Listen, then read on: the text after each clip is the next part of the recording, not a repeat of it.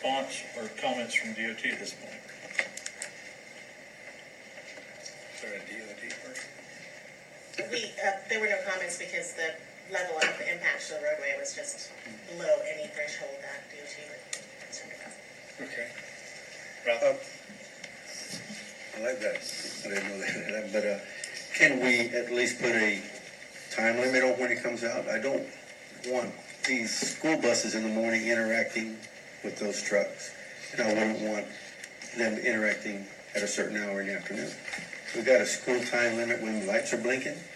Can't we have that added to the vote for those two portions, and this has to be down to a minimum or something? Just, I'm really worried about, every morning I take my kids to school.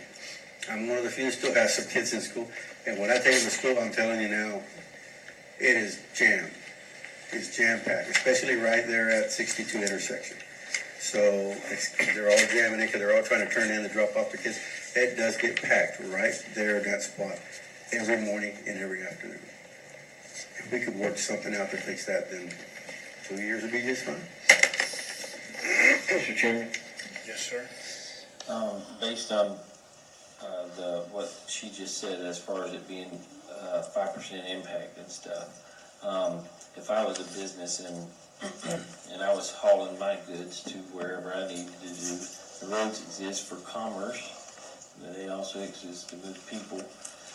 And if I was restricted from doing that, I would kind of have a problem with it. If I'm out there trying to make a dollar, make a living, and a lot of jobs depend on that. And based on the percentage, I would be okay with leaving the resolution as is. Okay. That's just